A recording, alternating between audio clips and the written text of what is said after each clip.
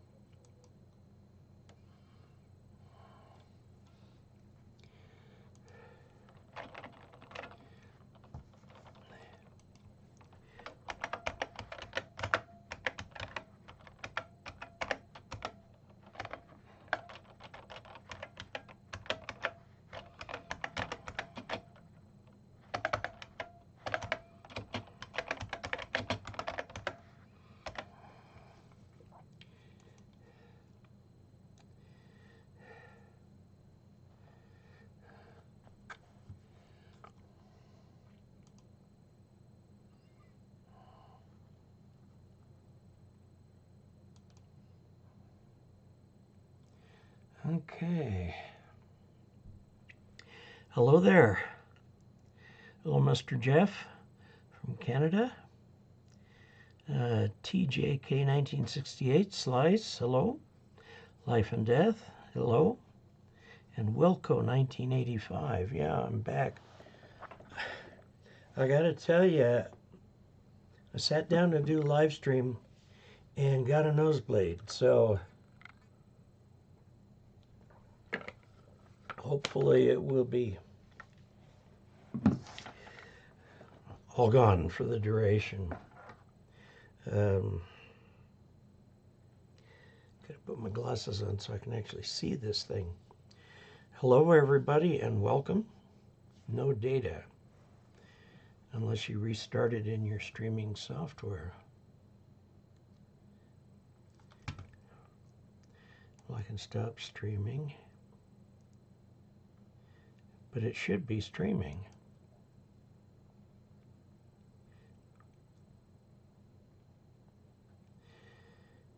I don't know what's going on here.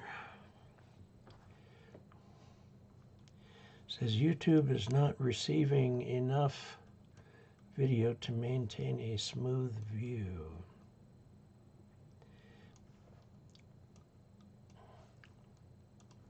Well, it's not like I'm not trying. Get this set up right. Okay, so let's check audio there for the overhead. We'll check audio. It's got audio for the teleprompter. That video doesn't show up. I don't know why. When I use the Logitech software to look for that camera, it finds it. And there, of course, is the screen. Okay, well, we will just go on ahead.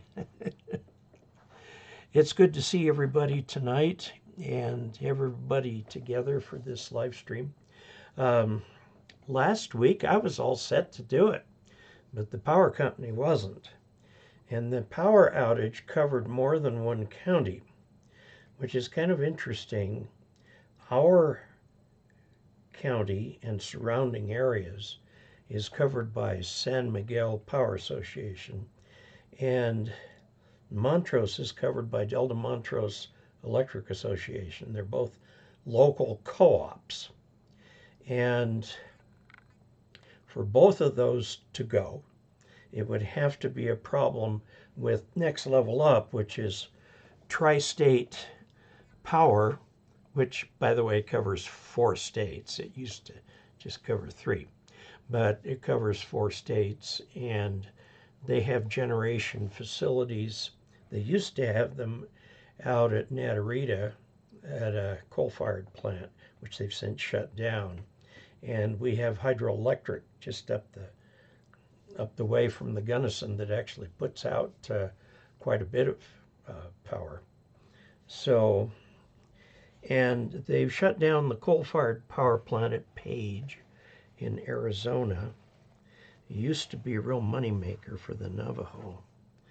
And what the Navajo should do is turn their acres and acres and acres and acres of nothing into solar farms.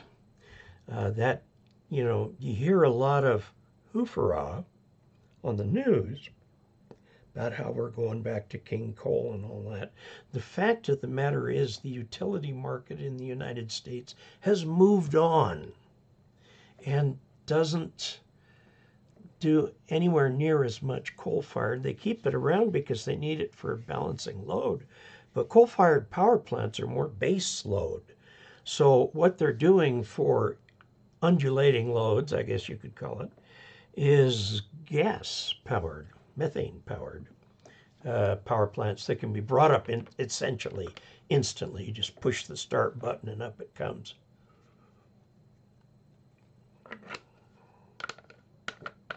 The United States is in a balance sort of thing, how much we import versus how much we export.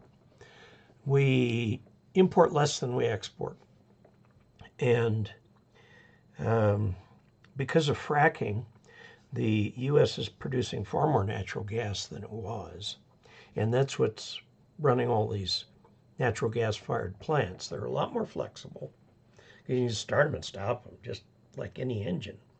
It's not like coal, where once you build up a head of steam, you got a whole bunch of steam, and you can't build that up in just a couple minutes. So what the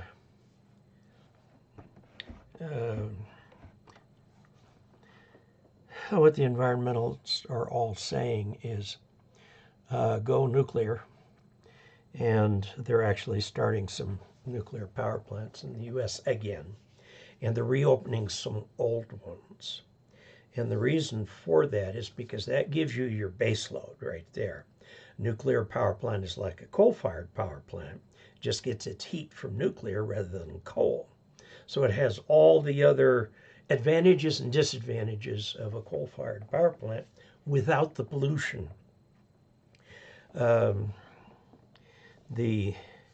I remember once I was up in Craig. Craig in Colorado is the site, and I don't know if it's still running now, to tell you the truth, but they had a lot of coal that they could strip mine in Craig. And they built a power plant right there. And so instead of shipping coal by rail to Denver, they converted it to electricity here and shipped it out by transmission line, which is far less costly. So I noticed one time we had a sort of a westerly wind, and Craig is in the very western side of way northern Colorado. And I stopped at the overlook to look at the mine and the power plant, and I looked this way, and the sky was so beautifully clear. And I looked over the other way, which was downwind of the power plant, and it was like, it looks a little bit like Los Angeles, even though they have the latest, absolute latest technology in power plant cleaning capabilities. Anyway, the solar, China put in a gigantic solar farm and found out that it in fact does change the climate. For commercial purposes, it changes it for the better because it cools down underneath the solar panels, so you get more grass. And if you want to grow more labor-intensive crops, you can control the amount of sunshine they get by where you plant them relative to the solar panels. So there's up north of here, I think it's just barely in Delta County, there is a gigantic solar farm, 400 acres about. And we all thought at first they were going to put Bitcoin mining inside that building, but apparently they're just selling the power. And during the day when, use is high, wind power can be sold any time of day. Of course, the winds don't blow all the time, and the sun doesn't shine all the time, which is why you need the gas-powered peaking plants and some way to create the base load, the load that's always there, regardless of the time of day. So, anyway, enough of that. Okay, Wilco 1985 is waving his hand. Mr. Jeff, VE3NVY, had a message there. It's gone now. TJK 1968 Slice. Must be a golfer. Hello, sir. Life and Death. Hi, Dave. Welcome to live chat. Mr. Jeff, VE3NVY. Hello, Dave. Terrence from Great Britain. 2 Echo 0 India Papa Kilo. Hi, Dave. Hope all is well with you. We're watching this nostril very carefully because I think I just stopped a nosebleed in there. Needless to say, it's a mess. I was running around the house trying to catch the blood like this while I was trying to go get another box of tissues. So I think it's okay now.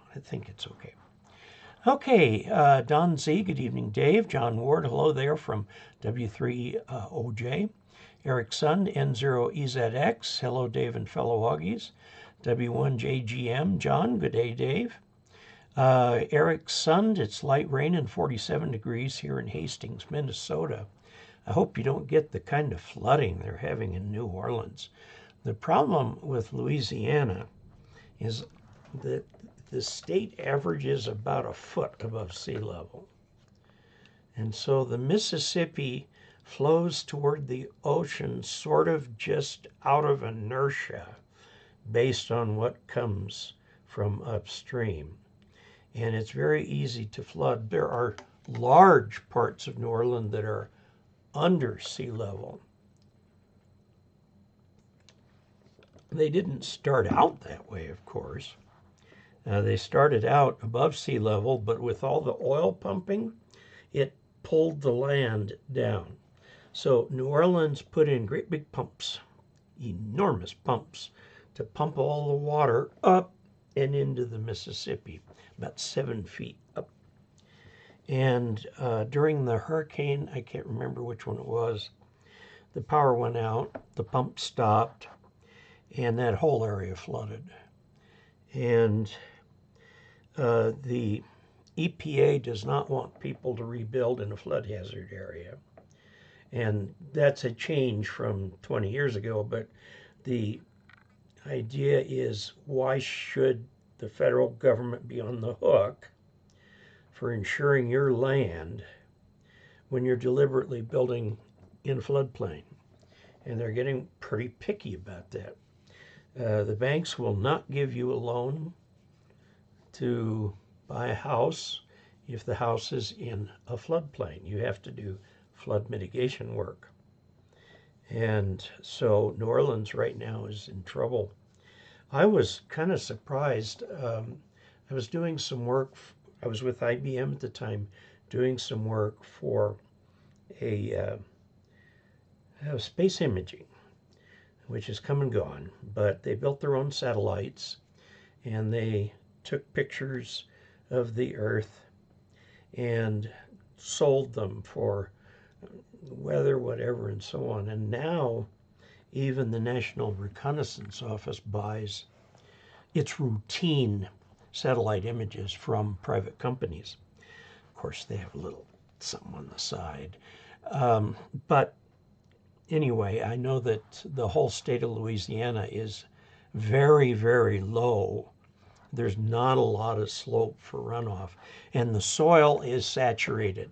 So the soil cannot accept any more moisture. So if you happen to talk to a ham in southern Louisiana, inquire how they're doing, and if they need to get the word out to anybody that they're okay.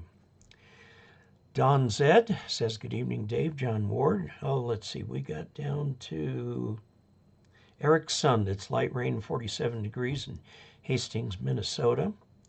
And Mike Morley, KI4 MRC, the video quality is perfectly fine.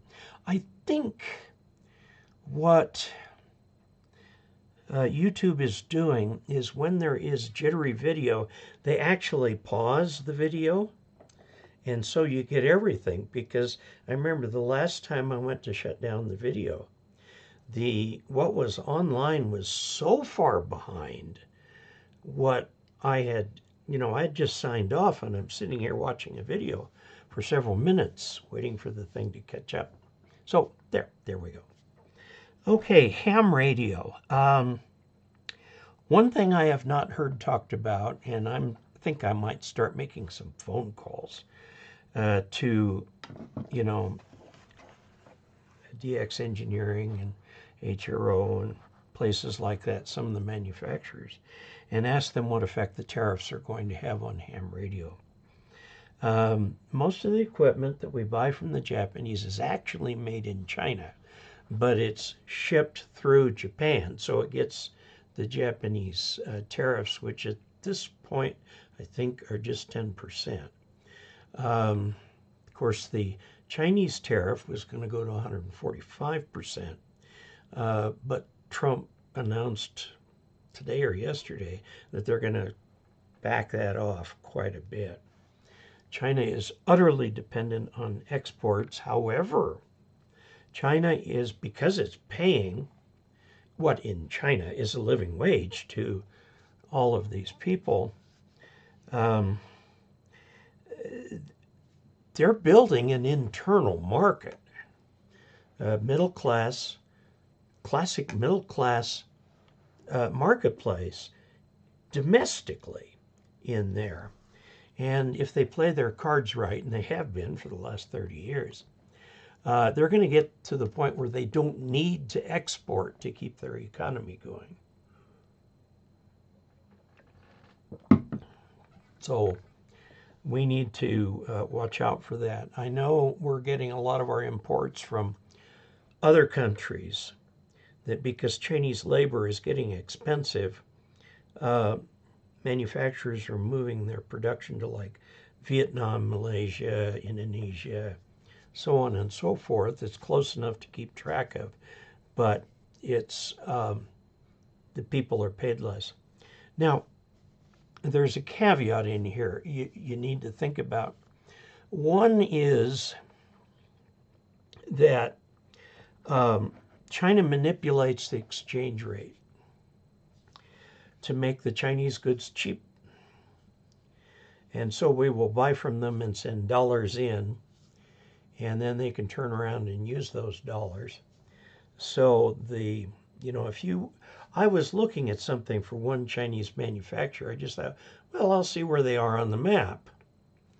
And there was this nice looking hotel right there that was advertising that its rate was 15, not 5-1, but $15 per night.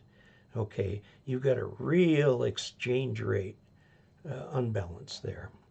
Now with Europe, the euro was originally pegged to the dollar, and initially, and now of course it's floating, and it takes more dollars than euros to buy something now. So the euro has appreciated, which means the dollar, which is an international reference currency, is going down in value. Anyway, all my retirement savings are in either the stock or the bond market right now. And I made a bad mistake in the Black Friday that was in the 90s. I sold everything before the market crashed, and I didn't put the money back in after we recovered or started to recover from the crash and things stabilized. Now, I've not made that mistake again. So, I have enough, a lot thanks to you guys, and of course thanks to Social Security and so on, that we can get by without drawing down our savings very much. So we're okay. Now, Let's see. The video quality is perfectly fine, according to Mike Morley, KI4MRC. Frank, W1VBX, welcome Dave from Maine. Hello, way the far end of the country there. Mr. Jeff, VE3NVY, looks good here. TJK1968 Slice, looks great this end, life and death. There was one shot of buffering, but mainly your stream is fine. Good. I have been using Starlink exclusively in our home.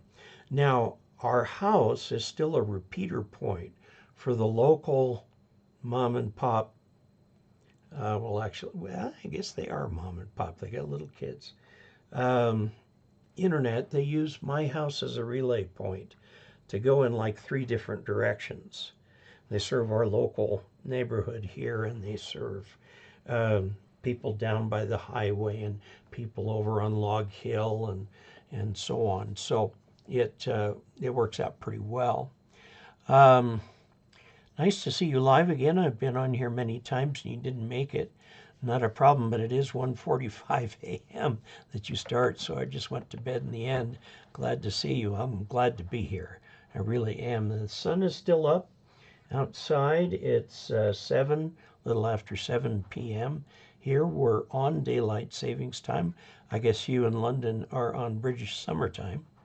Larry Fields, good morning from 38 degrees C, warm. Manila, been busy there. Buckshot Nix, hello all from Grant Park, Illinois. Chuck Schreiber, hello Chuck. Good evening Dave and all, N5 KVO from the hill country of South Texas.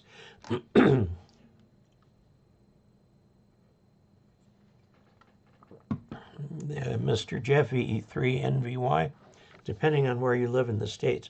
There was one comment I was going to make about Canada. We used to have this thing called the North American Free Trade Agreement, you know.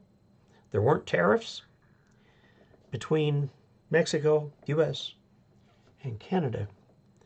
And if you look at the way the energy moves around, the U.S. imports Canadian oil some places, and then 1,000 miles away down the border exports it. The net of all of that is about 0. Okay? But it's just more convenient, rather than build all these long pipelines across Canada, to just sell the oil to the U.S. and then buy different oil back. And it's the same with electricity. A lot of the electricity in northern New York and in the New England and so on is actually generated by Canadian hydropower. And it is sold to New York. Now that electricity will be subject to tariff if cooler heads don't prevail. So it's just weird. I cannot understand what the issue is with Canada. I mean, good grief. We've been close friends and allies for years. We share a common defense of North America. The North American Air Defense Command, NORAD, in Colorado Springs in Cheyenne Mountain, is staffed by both Canadian and American crews. And you get where the bases are, where the distant early warning line was in Canada. There's a mid-Canada early warning line and stuff like that. I mean, good grief. Just, I don't get it. So I guess somebody gets it. And the reason it's happening is because President Trump has a lot of support. Okay. Grant Park, Illinois. To R. Wayne, Mr. Jeff, depending where you live in the States, yeah. Ralph Leland, hi Dave, and everybody, K4TA in Fork Union, Virginia. Larry Fields, been looking into solar for my radios and radio room. What I did for mine to get the panel I'm currently using, it's a 250 watt panel, but it's 24 volts. And so I have a little charge controller right up here. It's maximum power point controller, and it puts out enough to charge a lithium-ion battery. Now, lithium-ion batteries have a different charge regime from lead-acid batteries. You can't do a one-to-one conversion. So like if you go out to your RV, and your RV has its batteries for lighting and running the heater and so on, usually that's 12-volt lead-acid deep cycle battery, or 2 or 3. You can't just replace those with lithium-ion because the charge regime is different. You need to get a different charger, or at least that part of your electrical center that charges the battery. Because what you want to do to charge a lithium-ion battery, so-called 12-volt battery, is you offer it 14.6 volts, anywhere from 14.3 to 14.6. This does 14.6. And then you just offer it to it. And in the battery, there's kind of a black plastic thing on top. It's the battery management system. It's the cover for the battery management system. The lithium-ion 12-volt battery is very smart in what it does with that voltage. And you'll watch the current start at what it starts at and then gradually come down until the battery management system says the only power I need from you is enough to just keep the battery management system ticking over because the battery's fully charged. So I've got up here, right up there, there's the converter. Up there is something that reads the voltage that's actually on the panel, and these right here read the voltage and current that goes into the battery itself. And you should not pay more for your solar panel than $1 a watt. A 250 watt panel should cost no more than $250. I spent about $230 for mine. There's a big solar installer on the western slope here called Atlasta Solar. And yes, it means Alasta Solar Store in Grand Junction. Well, they've kind of walked away from that because it's silly. They just make it Alasta Solar. And I went to them and says, I don't need a turnkey solar system. I don't need inverters or anything like that. I just need a panel. Now, they didn't have 12-volt panels, and a 12-volt panel really wouldn't do a good job charging the lithium-ion battery, so I got a 24-volt panel. I got the maximum power point tracker from, I was out at Pacificon, one of the vendors out there sold it to me, and it works fine. And I got a lithium-ion battery, 100 amp hours, from Golden Mate in China. They sent it to me to review. So I made it my primary power source for the station and kept it there for a year. And then another company, and I can't see the name of it, sent me the same kind of battery. So I did a year-long, or the 1 year report on that battery, moved it out, moved this battery in, and now I'm going to wait another year, and it is the station battery. Runs the rig. I think I could run the linear off of it because it was designed to run off a 12-volt automotive. In fact, it can take up to 16 volts because it sits in an automotive environment. And here, you know, the power supply I have for it's an MFJ 75 amp power supply at 12 volts, designed specifically to go with this amp. And that will turn up to 16 volts. And I was reading very carefully in the manual one day, and it said, this will handle up to 16 volts, hint, hint. So I just run that power supply at 16 volts, and the thing rips. It gives me close to 600 watts out. Another thing I did recently was we took the hex beam, which is an MFJ hex beam, and they use little pieces of plastic to kind of hold the wires to the stringers.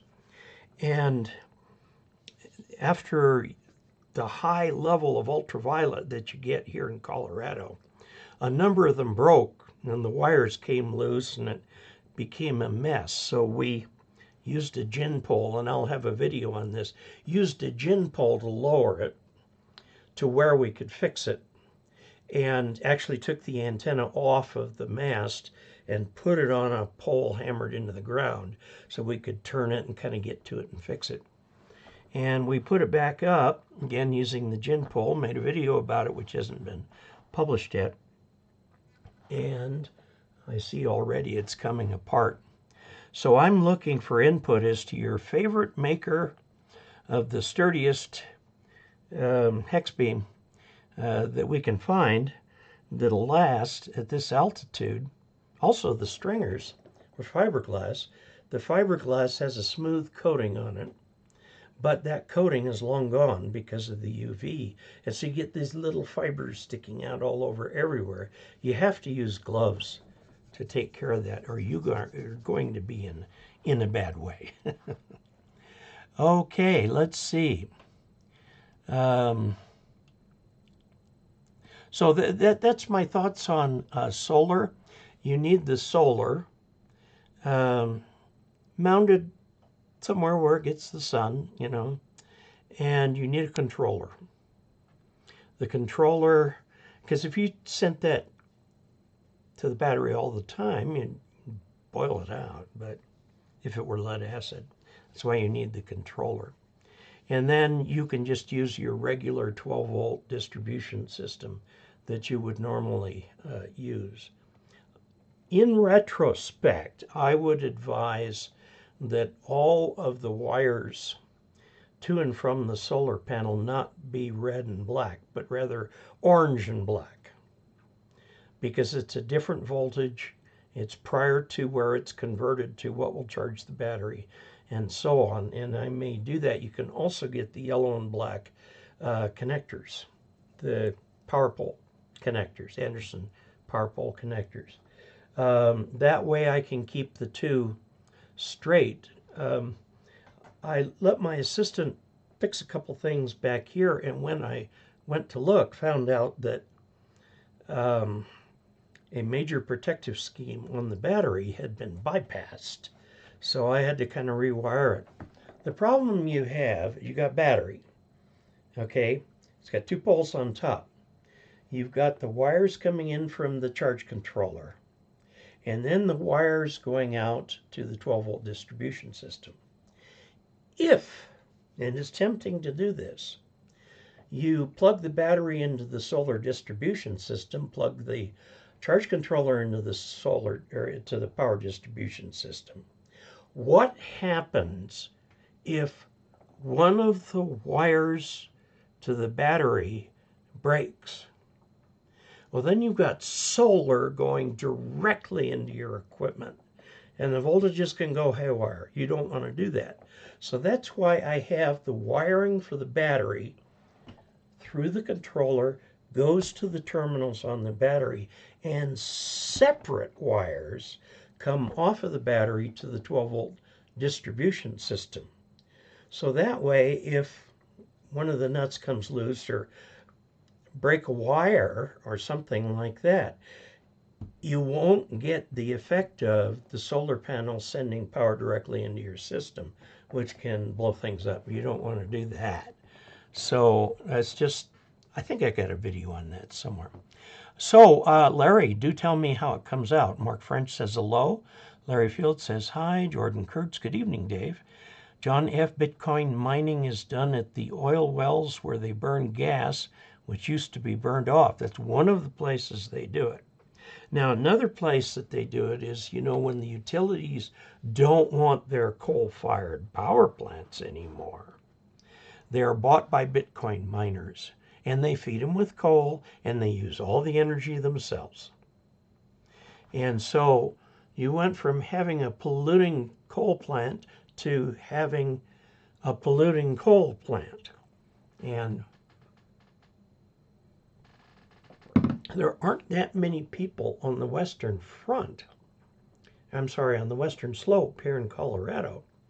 So when you build 400 acres of solar panels, there's not that big a market for it. Likewise, if you put in a big Bitcoin mining facility like they did in Montrose a few years ago, they start sucking all the power out. So people were looking at, well, that's a good idea. They're independent. They make their own power, green power, and they use it for their computers. Fine. But apparently that Bitcoin mine was never put in. Bitcoin prices have gone up, but it's very volatile. Also, the algorithm to manufacture Bitcoins went through some sort of a milestone that increased the level of difficulty. I guess they do that every so often. There's ostensibly nobody in charge, and the guy who wrote the initial papers about Bitcoin has never identified himself publicly. Good thing.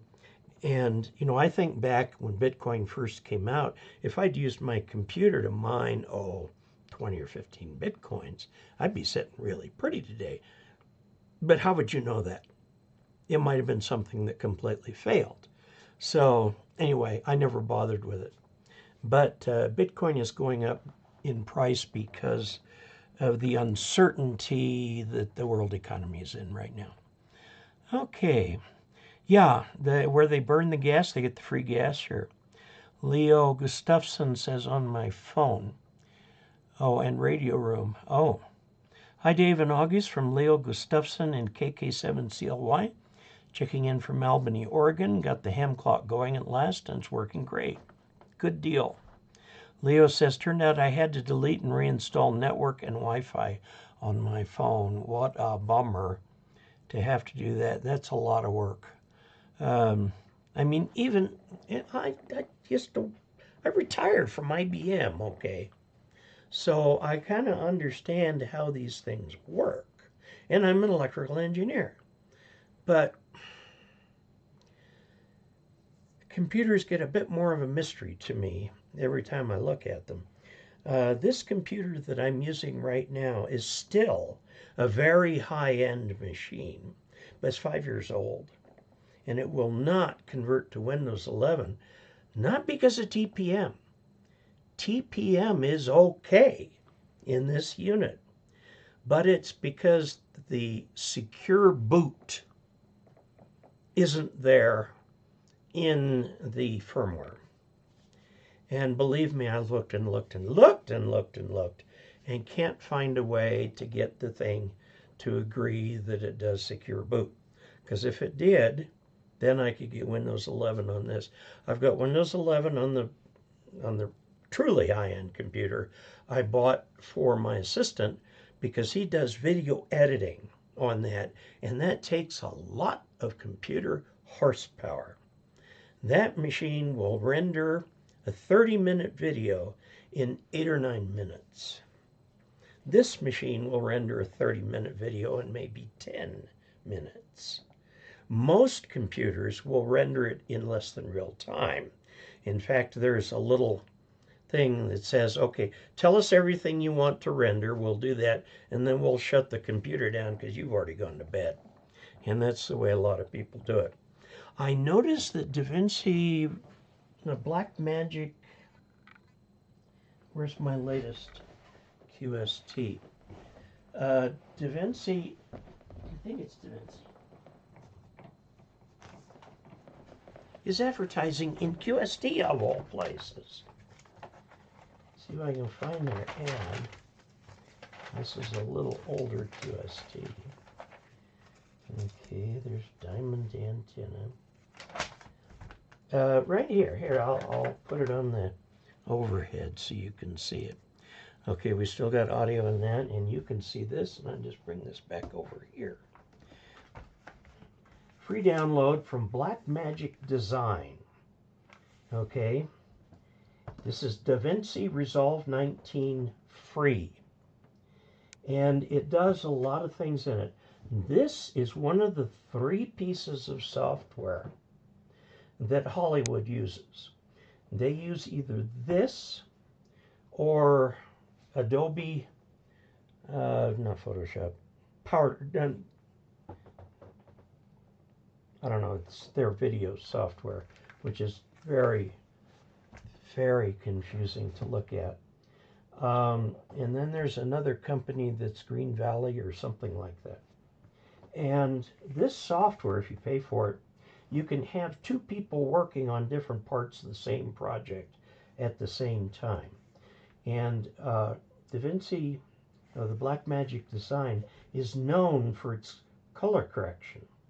Now, when I started doing work here on YouTube, I went through a great deal of experimentation to determine my color corrections.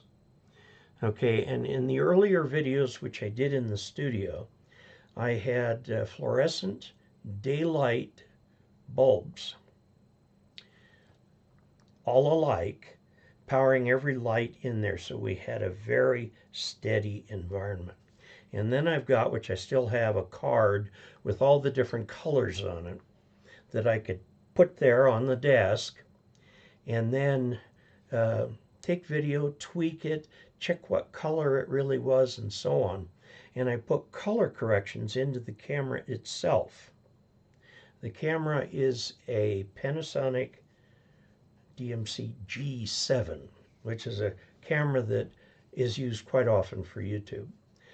Takes marvelous pictures, can do it in 4K too. But with that pre-built-in color correction, I didn't have to do any color correction in what I use, which is CyberLink Power Director. When I first started the channel, I said, okay, I want a good editor. And the editor that the people at Office Depot suggested was a piece of junk and crashed all the time. So I did some research. What is the #1 rated prosumer software? And it turned out to be CyberLink Power Director. I think still is. And there is nothing that I've wanted to do in this software that I haven't been able to. I mean, it'll do picture-in-picture. It'll do all the kind of lettering. You can put things in different orders and so on. So like, now right now, this is just one straight video. But the way I had it set up before with the green screen, I could put things in front of me, I could put things behind me. I mean, it was really good. It would take me a week to put out a video until I really, really, really made the process just second nature and became a power user of it. Now this software has moved on, and they are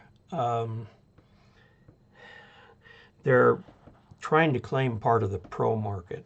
Now, one of the reasons you may not have heard of CyberLink Power Director is that it is not made in the USA, it's made in Taiwan. For a while, I was one of their sponsors, if you will, whatever, partners, and they sent me free software every year. Well, I got tired of the hassle of that and making sure I got the right software and so on, because I wouldn't always get as high a level as what I was at. I'm at the top level. Now it's offered on a subscription basis, and it's cheaper actually than buying a new version every year. You can still buy a new version every year, but why would you want to? Because with the subscription, the software is always kept current. And I get probably 1 or 2 updates a month. Some are trivial, some are major, so on. They made one change, a feature I used a lot, where I could put my cursor right at the beginning of an or something like that, and just drag it just the other side of it just enough to cover that and zap it out of there. And then they went and changed that so that when you did that, it put the 2 things you could drag all the way at the front and back of the video. Well, that didn't last long, because about a month later we got an update where they put them 10 seconds apart. So I'd like it the way it used to be, but I'm just me, just one little guy.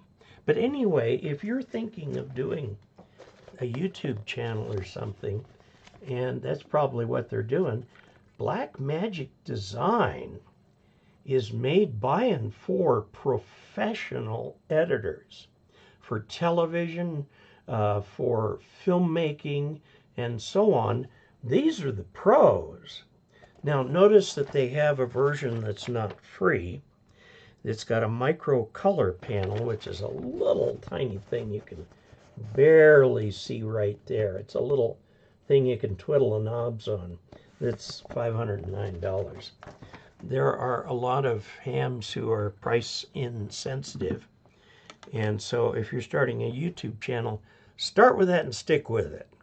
Okay, I'm a power user, CyberLink Power Director, but for me to switch to this midstream would be very difficult. And this computer still won't do Windows 10. So if any of you have any ideas for secure boot, how I can convert this to secure boot without losing all my data, let me know. I have been through the firmware with a fine-tooth comb looking for it. Everybody is complaining about what's called TPM, or Trusted Computing Module, TCM, Trusted Computing Module. And this has it. I thought I was missing it, so I went online and bought this. This right here is, let me get it out of here, little tiny thing right here.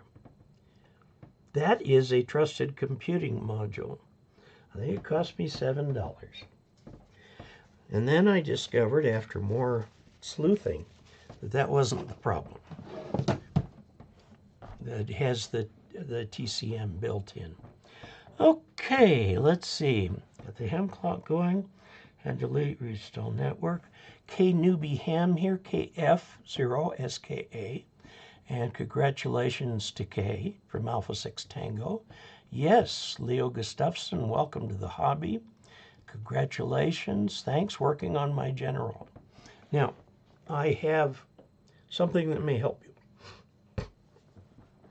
I agree that the fun stuff is at the general level. I mean, there are all kinds of things you can do as a tech. Satellite stuff, moon bounce, meteor bounce, television, all of these kinds of things, mesh networking and so on that you can do as a tech. But I got on the radio the other day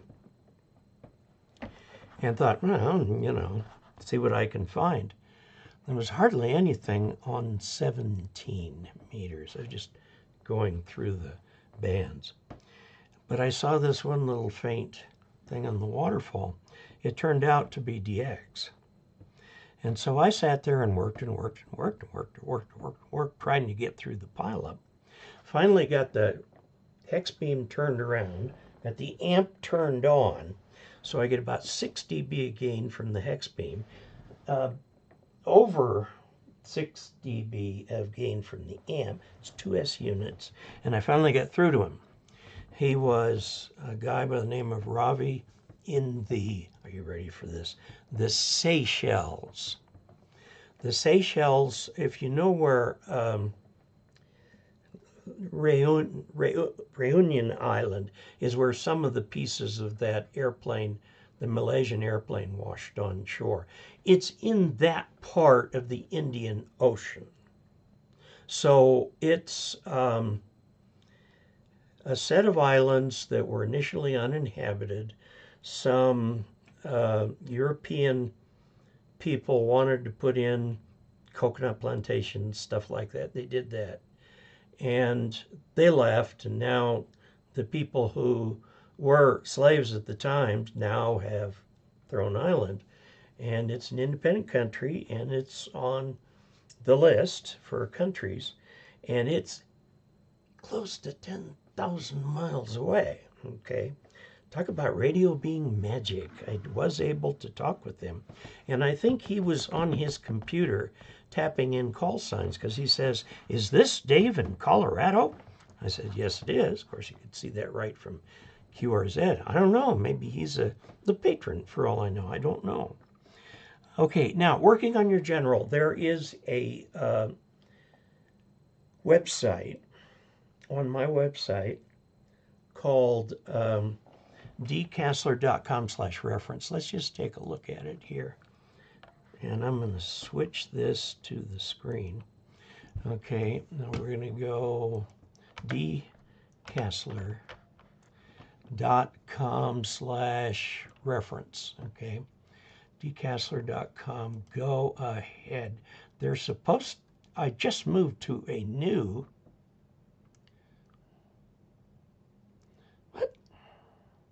just moved to a new hosting provider. And I'm supposed to have a certificate, you know, the free HTTPS, and they were supposed to have moved my website. I guess I've got a little work to do here. But anyway, keep track of that because in another couple of weeks it will work. It is a website giving you a reference station for general. It lists everything you need, and it provides specific product selections.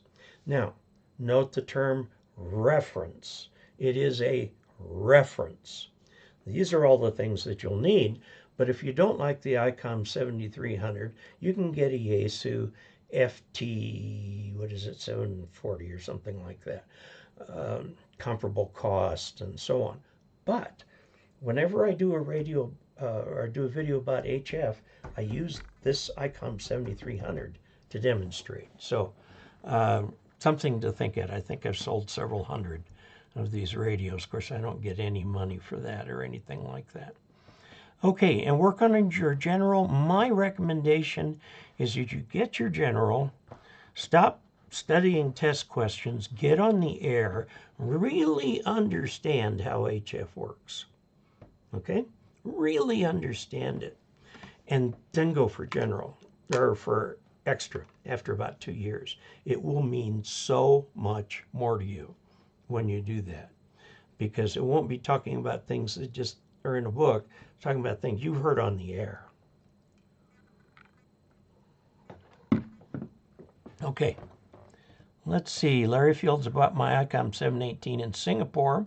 Says made in China, but locating parts like the RIT is hard, and a good tech to work on repairs. Well, you've got to go through ICOM anyway. It may say made in China, but it was designed and maintained in Japan. Doug Dry, who provided me with my cool little dial telephone here, says, good evening, Dave and Augies from Doug KD4NC in Kennesaw, Georgia. Raining there. We could use the rain if you'd send it over our way. We're going into another drought year. Okay. Oops. Where did I just go? Leo, pity you didn't take the exams together. Some of the knowledge crosses over. The general is a good serious step above technician. Okay, it covers the same general material, and but in more depth. On the tech test, all your answers are integers. Okay, you divide 10 ohms by 5 amps or whatever, and come up with 2.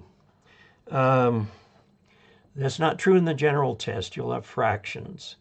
And on the extra test, you'll certainly have, I would say the from general to extra is 2 steps. So a lot of this stuff you'll absorb by osmosis, but nobody cares about how you need to use imaginary numbers to describe fields and waves when you're just on the air.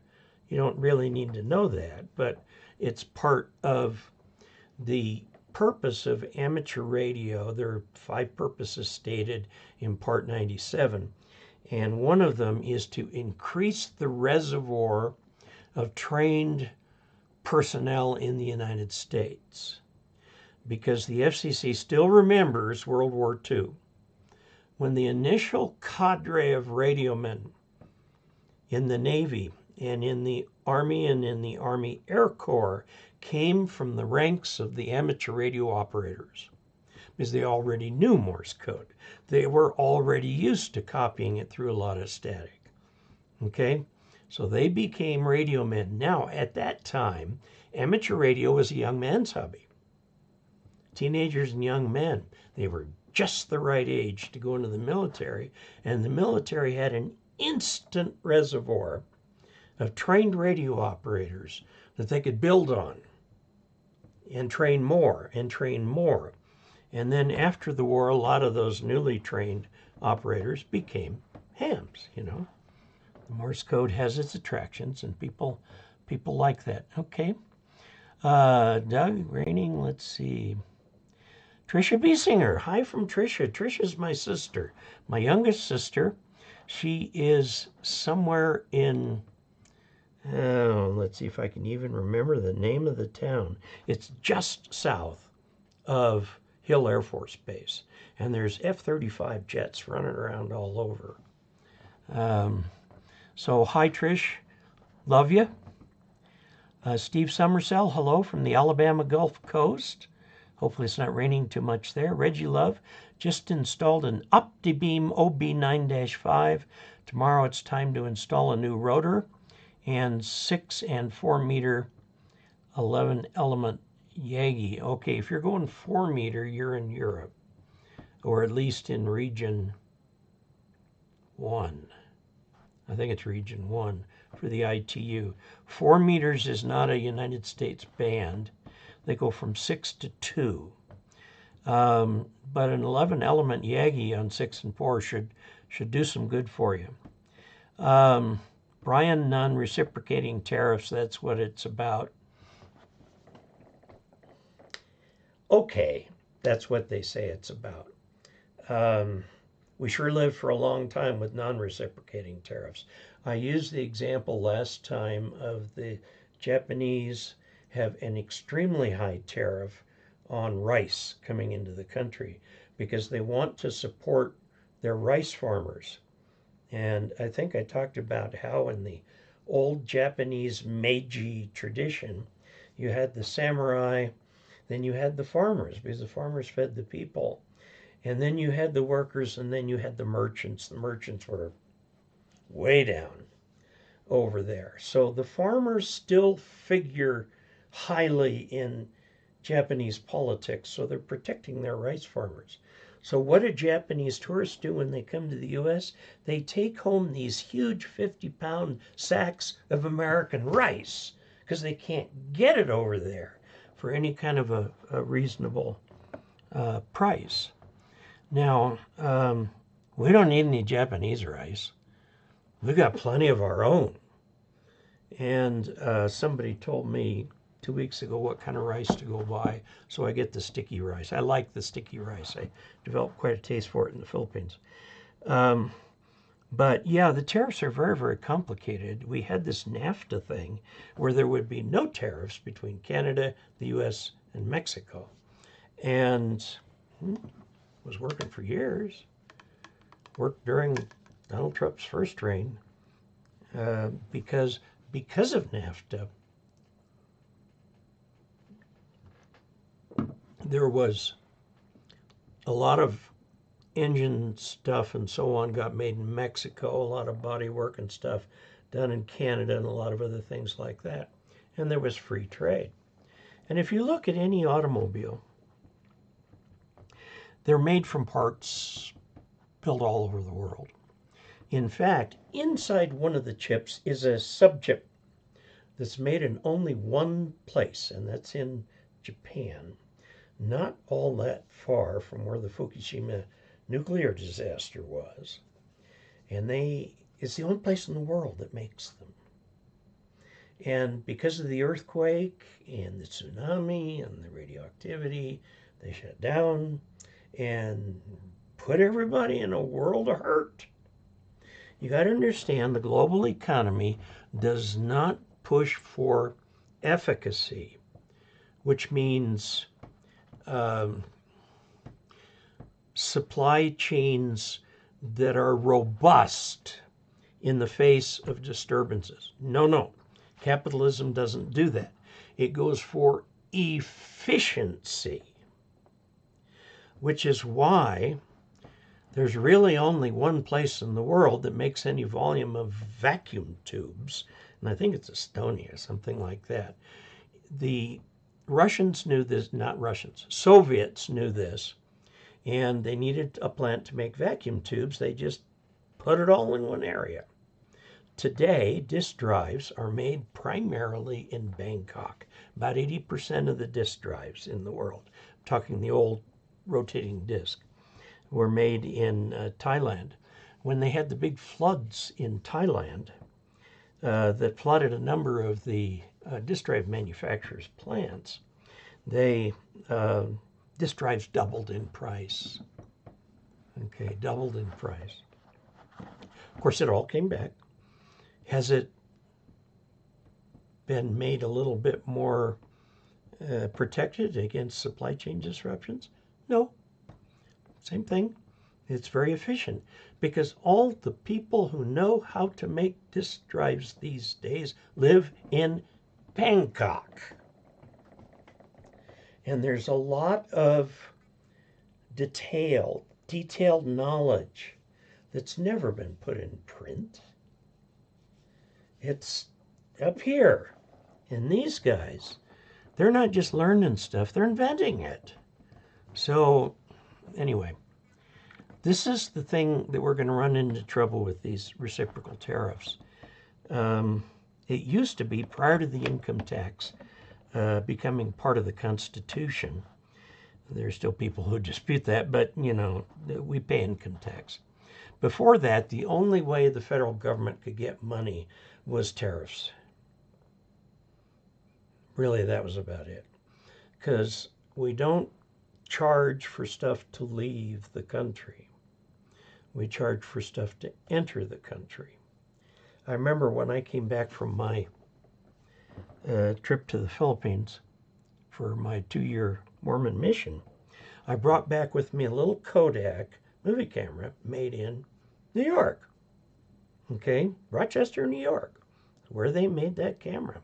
I bought it in the Philippines, and I had to pay $20 in duties to get it into the U.S., even though it was obviously American made. Well, that's the way it was back in those days.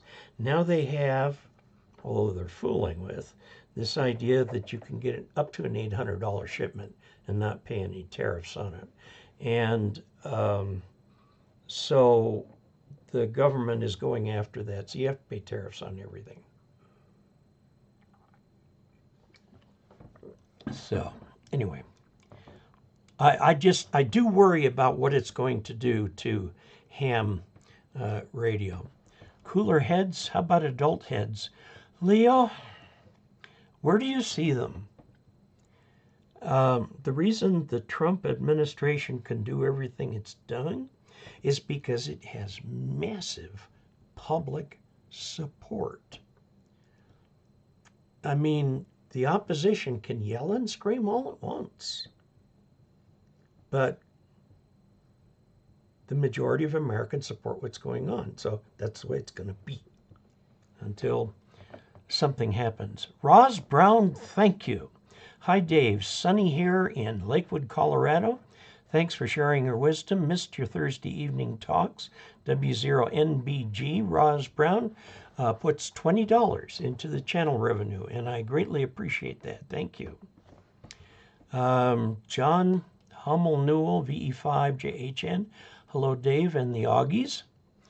Larry Fields, been getting lots of static on my HF. I opened the 718 and cleaned the dust and sprayed some contact cleaner. Static disappeared. Yes. The, oh, I can't see the brand name on that box there.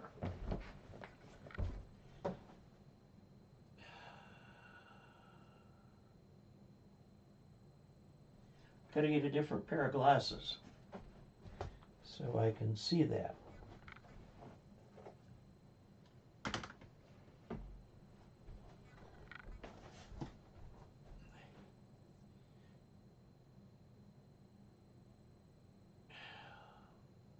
Still can't read it, and it's a little too high to talk to. It's It's a brand name that makes the standard cleaner spray that cleans the stuff. You just run the switch back and forth and so on.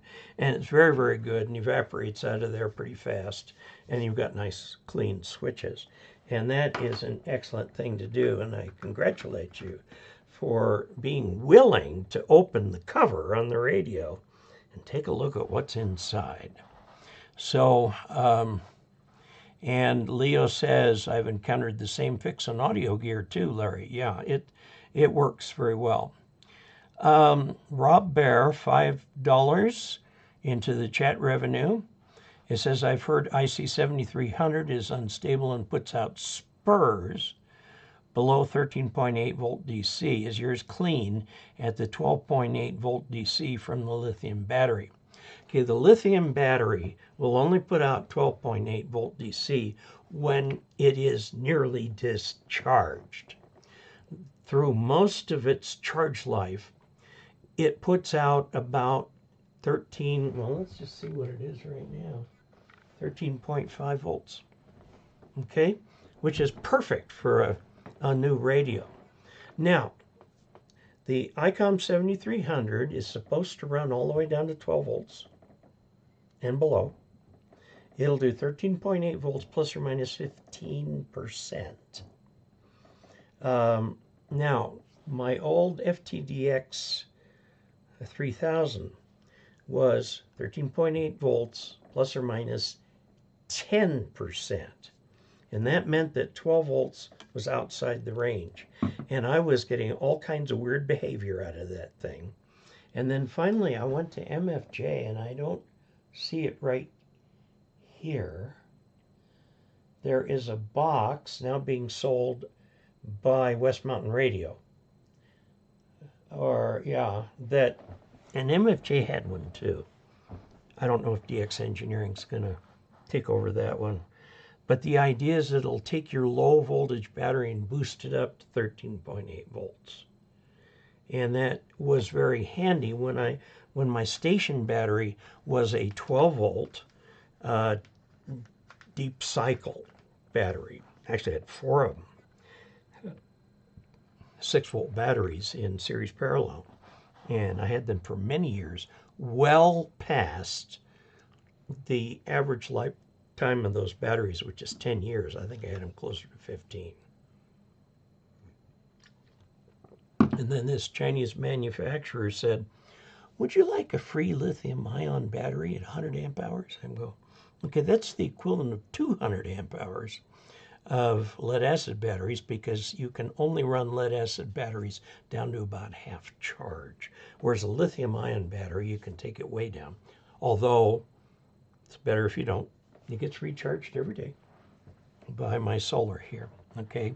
I have never run into that problem.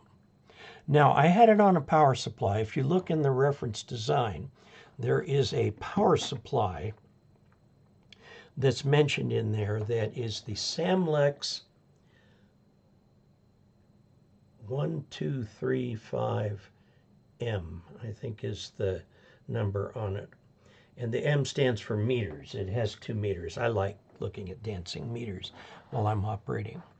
But I have not seen that problem at all. I'll have to run it down to 12 volts. I do have a power supply here that I can turn down by hand, run it down at 12 volts, and see if it's clean, if it operates properly. The biggest problem I was having with the 3000 was unexpected crashes. The radio itself would crash. So I'd have to restart it, and And I finally figured out what was going on. It was just not getting the voltage it wanted. The ICOM is supposed to be able to go down 15%. So I'll look into that, Rob, see what I can find. Thank you for the addition to the channel funds. Glenn Martin, hello from far west Missouri area, 71 degrees, 58% relative humidity. Sounds very comfortable. Glad to see you. It was 69 degrees here today and sunny and just as pleasant as it could be, which is unfortunate because we're going into a drought year. We need rain. Alberto Cornejo M. Hello, Dave. Brooklyn Bubbler, Dave Casler W. W means win. Okay. Brooklyn Bubbler, Bitcoin is so mysterious. I think it's intended to be.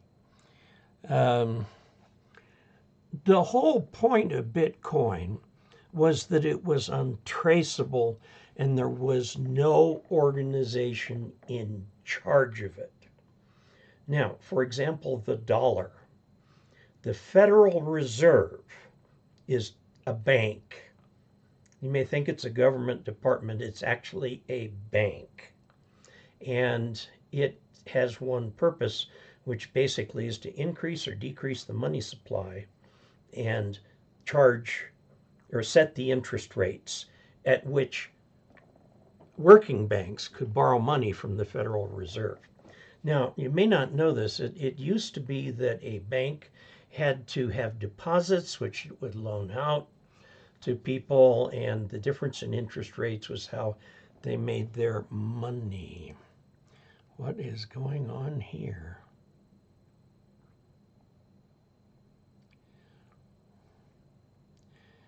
Okay. It just went poof. I hope you guys are still hearing me. Let me know.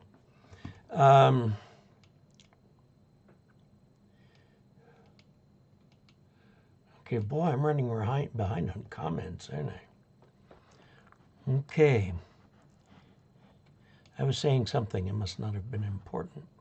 Baofeng is a better investment than Bitcoin. Hi, Dave. Love your videos. As far as I know, it's a privately held company in China. And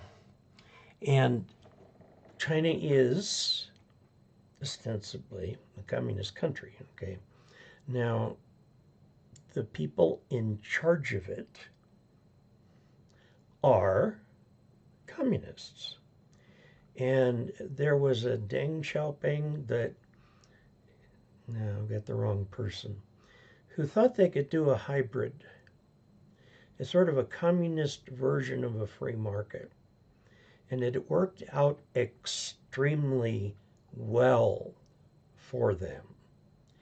And just like the way Japan used to be, separating the government from the companies, this is true in Korea too, is impossible.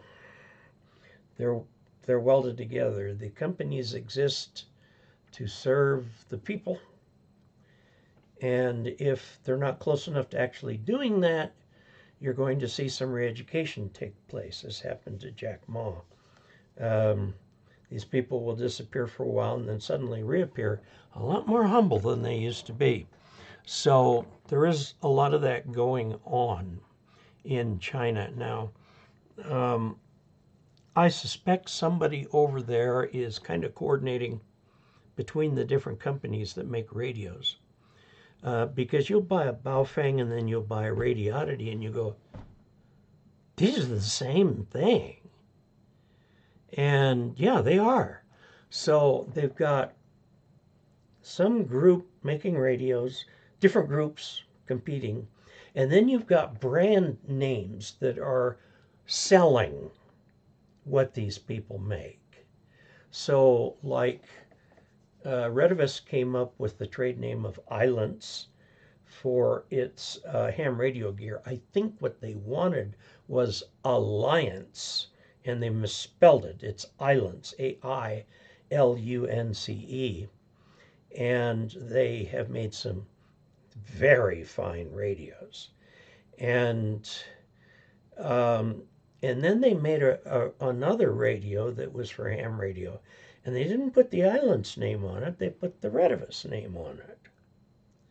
And I don't pretend to know how that works. Okay. Let's see. Bitcoin is so mysterious. Yes. Baofeng, better investment. Octopus Motors loves the videos. Thank you. Joe Mercado. Hi, Dave from Lebanon, Oregon, KG7JM. And with very much best wishes. Leo Gustafson says hi to Joe. Brooklyn Bubbler. Satoshi Nakamoto is the pseudonym the Bitcoin creator went by. There are many theories on his true identities. And there was some guy who claimed to be him. And a whole bunch of people took him to court and disproved his claim. So I don't know what you get if you really are the guy, except you probably have a huge cache of Bitcoins. While you were working through the details, you were making these things. Adobe Premiere, thank you. That is the piece of software used by professionals like my son for video stuff is Adobe Premiere. When you get into the studios where you have multiple people working on a project, you're going to go either the Green Valley, and I can't remember the name of it, or this Blackmagic Design, which is pro-grade, true pro-grade software. Let's see, Contact Cleaner is great. Larry asks, was Contact Cleaner? Joe Mercado, hey Larry, you use the SARC repeater? Joe says, not yet. Joe, a series of failures and breakdowns with my antennas have conspired to keep me off the air. If you want to get on the repeater, just throw up a J-pole. You can get them all wound up. Ed Fong, E-D, Ed Fong, F-O-N-G, out in California, is a professor. And for his doctoral students who need to make money, they make antennas for him. He pays them, and he sells the antennas. I have one of them. Works fine. Okay. Let's see. Irish Scotlad, if it's free, it's for me. William WM9H, you would set the partition type from MBR to UEFI/GUID, then safe boot option is possible. I have UEFI, that's what it says the firmware is. And I don't want to do anything that destroys all the data on my disk drives. I've got my life on this machine.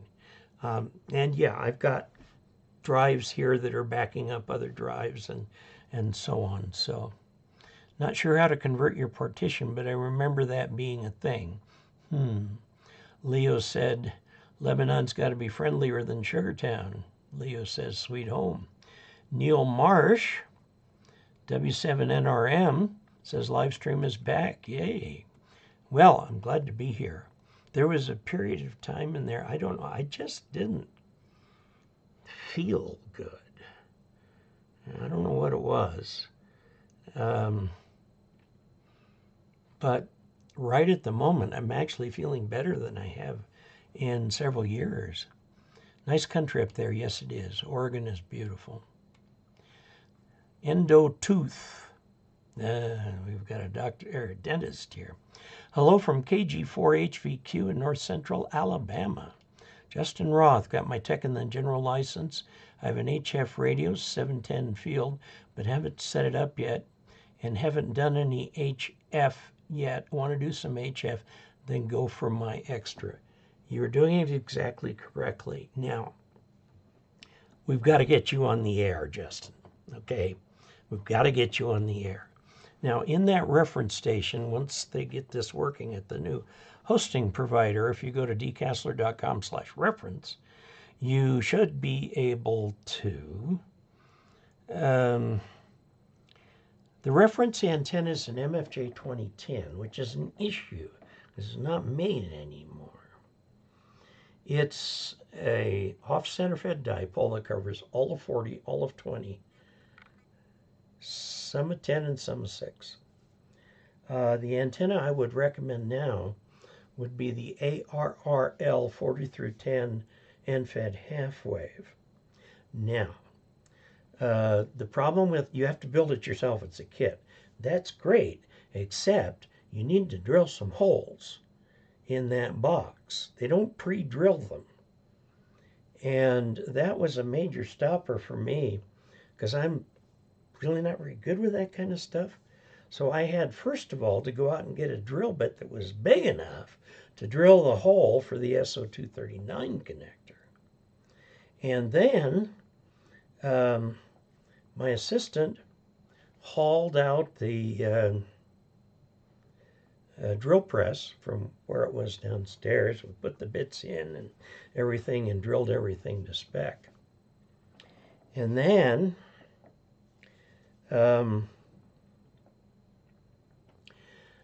we had a problem where I was trying to put up a mast and it fell across the antenna and just trashed that little box. It pulled things out. And I put the box together, got everything all sealed, and then we did something similar, and now it's just hanging up there, exposed to the elements. Works fine, but just up there. Okay, we have a dry enough climate that will spend most of its time dry. The FT710 should be K9 PWT off-road. I recently picked up an FT710. Love, love, love it. It's got this thing with it, the speaker, that's supposed to give you kind of a bit of depth to the sound. Hello from KE2DJG in Staten Island, New York. Larry said, sometimes back I found out the questions for Class B in the Philippines is on general class. The sad part, I gave away my books for general. Been doing QRZ and ARRL. Okay, the ARRL has some of Gordon West's books up there. Now, his books go by chapter. I go by individual section with my videos. So my videos cover the material in much more depth. My goal is not to create license holders, but to create hams. So that's why I did it the way I did it. Okay, let's see. What has everybody heard here about the new radio coming this year from Kenwood and Yaesu? Yaesu just announced 2 radios last year at Dayton. So I doubt Kenwood with the mobile version of the D75, Yaesu with the QRP rig to compete with the ICOM QRP rig. Could be. I want to go to Dayton so badly. I've been having the RV repaired and get everything going, but my wife is having severe back trouble right now. And after we got some engine work done, we did a shakedown cruise. Just went over to Blanding, Utah, which is a very pretty area of Utah. Like 3-hour drive. And stayed a couple nights and then came back. And she says, Dave, I cannot go to Dayton with you. It'd be too much driving. And I can't make that trip by myself. I've got to have help with driving and setup and things like that. My assistant is too young to go like that. He's 17. He's not of age. Second, I was trying to get one of my former assistants to go with me, who is back from his Mormon mission, but I think he's up at BYU. I don't think he has that time off.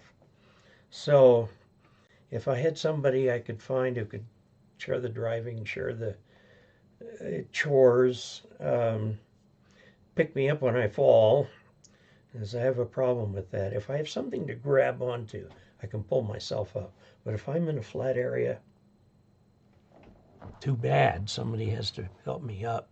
What I had, last time I fell, was out in the driveway. I was going out to the RV. I used my phone to call my wife. She came out, got a chair out of the RV, set it up in front of me, and then I could get up. So it's just part of getting old. Anyway, I need somebody to go with me for that. Okay, so Dayton is when they announce these things. Okay, Justin Roth, question mark. Okay, Justin, let me just tell you how we kind of work this live stream.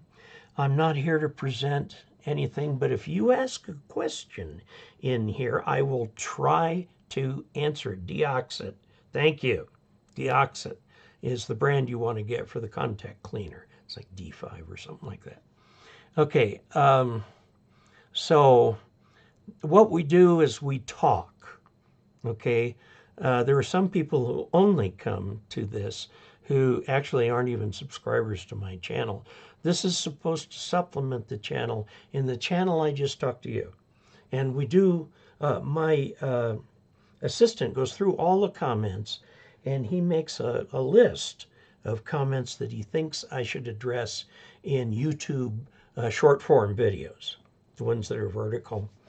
So let's see. So that's what we're doing here in this, and I'll try and end up about 8:15. Larry Field says, been checking W0EEY and you, and I just lost. There we go. Leo Gustafsson, my Japanese wife's family has their own rice field, shared area with some neighbors. Yes, growing rice in Japan is a big deal. Big deal. Larry Field says, I love brown or yellow rice, but brown, I heard, is more expensive than white. Well, the brown rice becomes white rice when they put it through a mill a little bit to get that brown covering off, which is really bad because although that makes the rice taste a little better, all the nutrients are in the brown part. It's like potatoes. The nutrients are in the skin.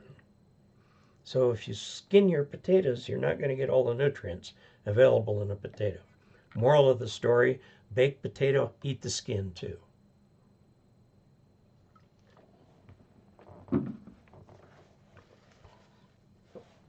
Okay. Hard drive factories were never the same after that. The reliability took a tank. Well, you got this problem. You've got factories set up to make them. They flood because nobody in charge pays the slightest attention to how high they are above the floodplain. So the machinery gets trashed. The people who put in the machinery and made it are long gone. And so they have to try to reconstruct it by themselves. Now, hard drives are going out of style very rapidly because of the solid state drives. This computer has, I think, a 2 gigabyte C drive, solid state, 2 gigabyte D drive, solid state. And then I've got an old spinning drive that's used as a backup drive in the machine. And then I have two other drives. One is, and they're spinning disk. There's a 6 terabyte and an 8 terabyte.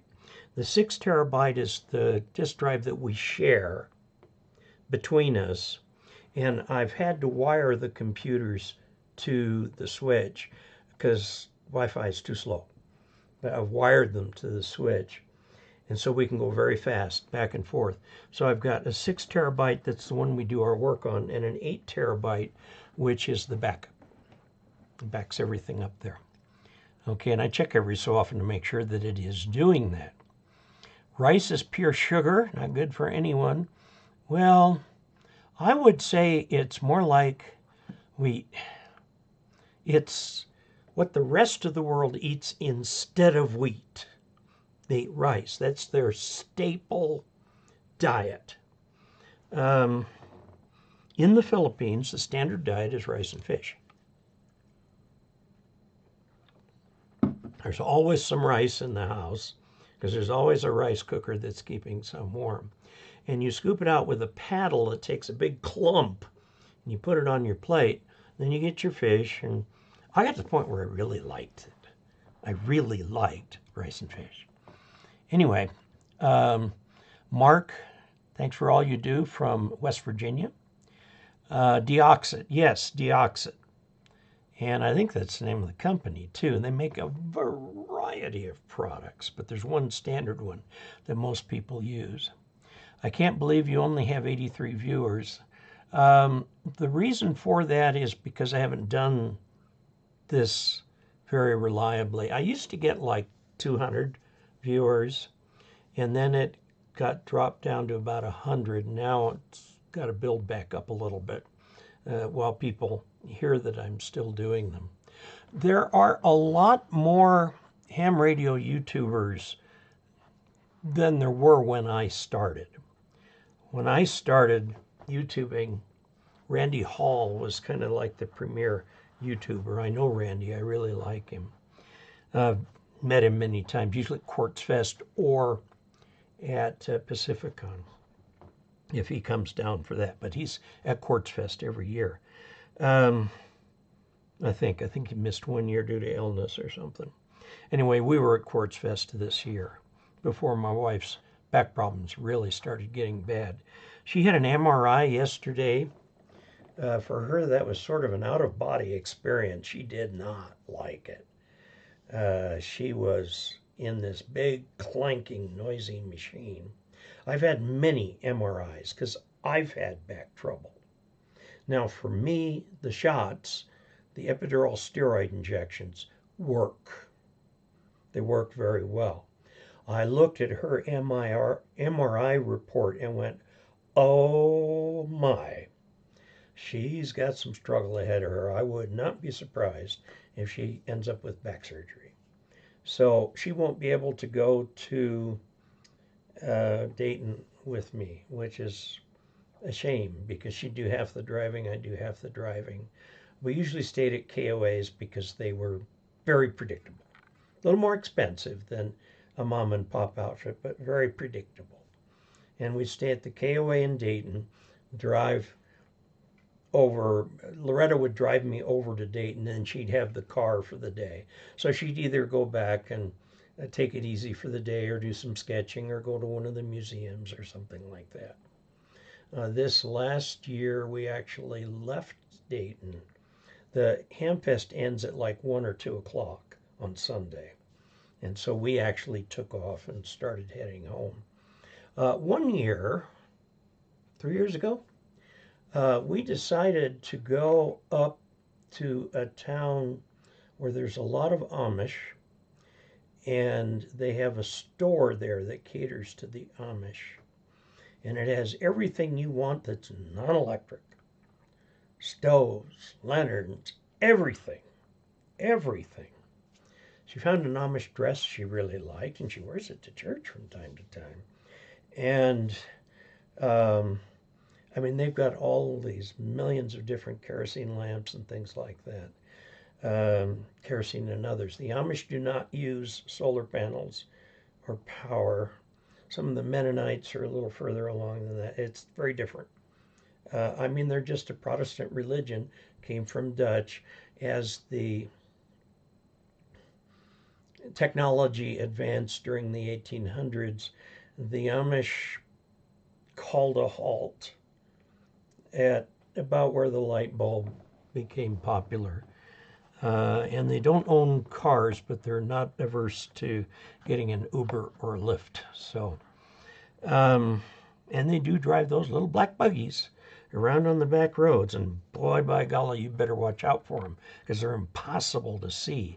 They've all got an orange thing on the back, but it's only about this big. So anyway, we went there, and then we went from there up to Kirtland, Ohio, to see something I had never seen in my life, which was the original Kirtland Mormon Temple, which is still standing. It's a wood structure. The reorganized Church of Jesus Christ of Latter-day Saints, which changed its name to Community of Christ, owned that property because the property at the time was not in the church's name, but was in Joseph Smith's name. And so it passed to his son, who did not go with the Mormons west to Salt Lake City. So a whole separate group here. I was very surprised to hear recently that the Community of Christ has sold the temple to the Mormon Church.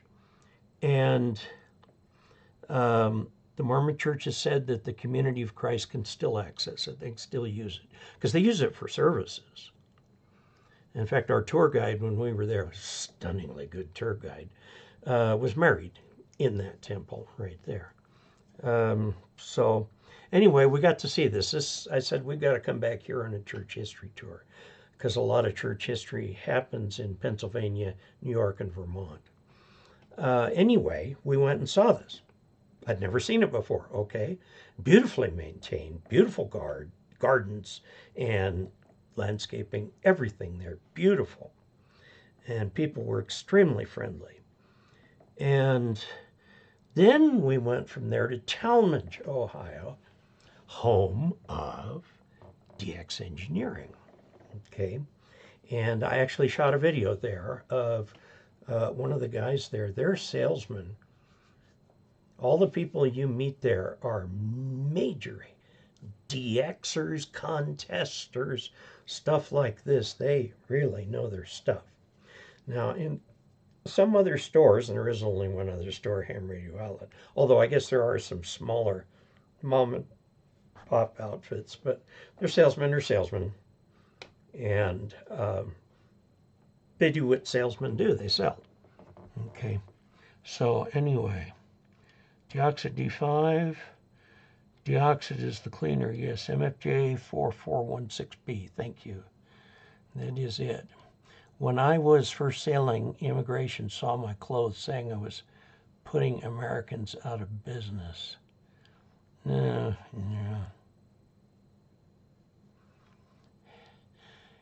There is a period of time, and it's within my lifetime, and probably within most of your lifetimes, when our economy started shipping manufacturing overseas. They ship entire plants overseas because it was just so much cheaper to pay for the stuff to be built in China. China is the nation, or is the world's factory. This is true for all the other countries. In China, I remember this 35 years ago, when China first opened up, Boeing went to see them and said, how would you like to build part of the fuselage for the 747? And they said, we'd be happy to if, while you're doing that, you teach us how to build wings. Well, the Chinese now make their own commercial transport aircraft. They make their own. They just turned down some Boeings because of the tariffs. And I think it's Singapore that's going to grab them because they need them. But they have since become the world's factory, and all the technical knowledge got transferred over there. And recently here, Nippon Steel was going to buy U.S. Steel out and restart the factory there, but under Japanese ownership. And the DOD says, oh, no, you don't dare. That's a strategically important community or commodity for us. I don't know how they're going to work that out because they'd be the only savior. And we are pretty closely allied to Japan.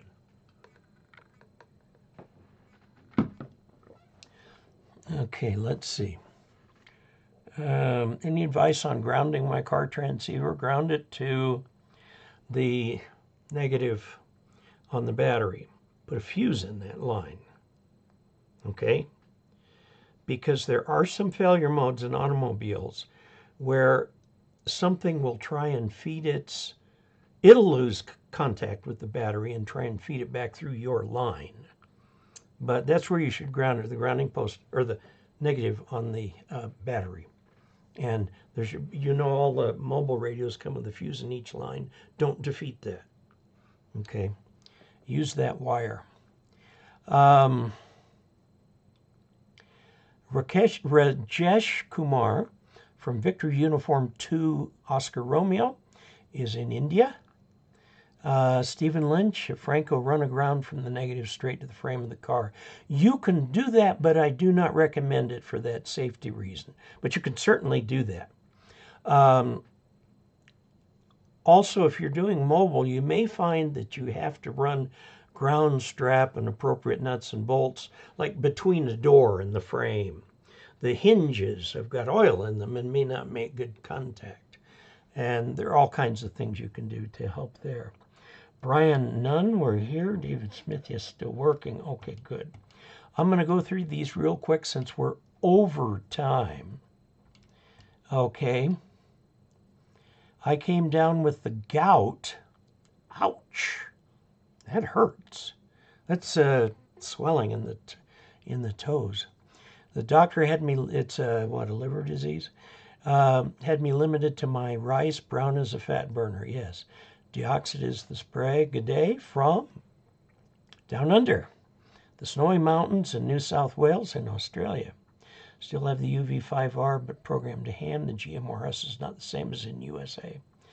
Larry, the cleaners use Hardex contact. It's industrial, also use alcohol. YouTuber Jay Christina uses DaVinci Resolve for his video editing. He's a professional videographer in Florida. His channel is all about Starlink. That's interesting. Okay, thank you for your service and videos. Let me just scroll down to the bottom here. Make sure I got all the people who contributed to the channel funds. I greatly appreciate it. It really does make a difference. YouTube revenue is down. The reason for that, well, of course, their algorithm changes all the time, but sometimes they serve my own videos to me, so I don't know. But part of it is that there are so many other ham radio YouTubers, and they have their little niche. My niche is kind of technical. I teach basic radio all the way up to the amateur extra level, okay? I'm not really big into contesting or DXing, although, like I said, I did have that contact with the Seychelles the other day. I had to look it up, see where it was. I thought it was off the western coast of Africa. No, it is off the eastern coast. Okay, Glenn Martin, Amish or Anabaptists, not Protestant. Okay, that's a technical distinction there. Okay, because most religionists divide the world into Protestant and Catholic.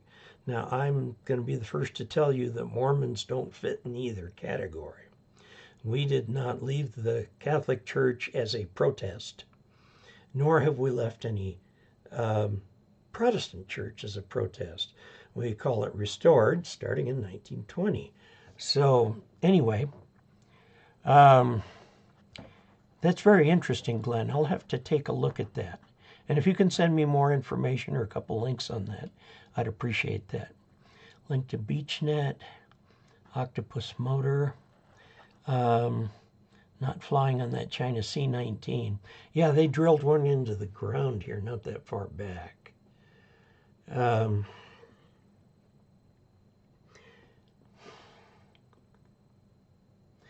thing that can really ruin a company is corruption, where somebody takes a $5 instead of actually doing the inspection.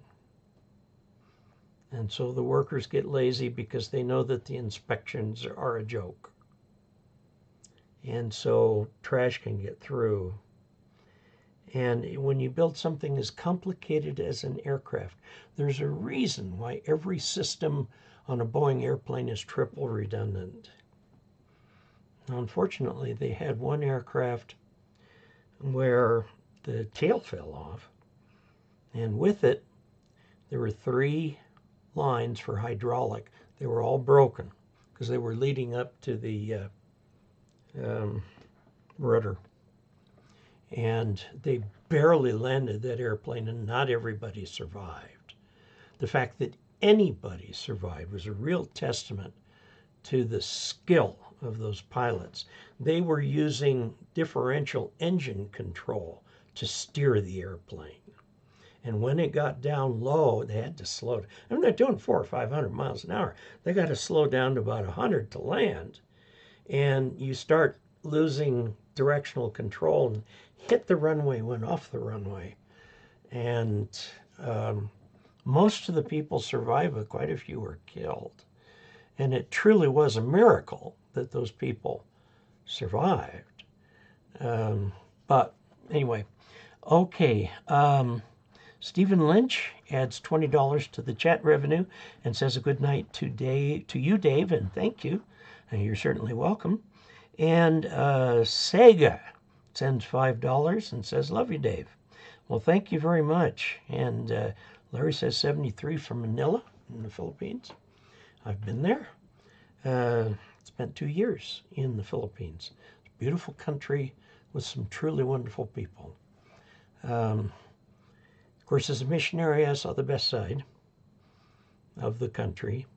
You know, if you go over there as a American serviceman and get to some of the bars in Iloilo here, you're looking for trouble.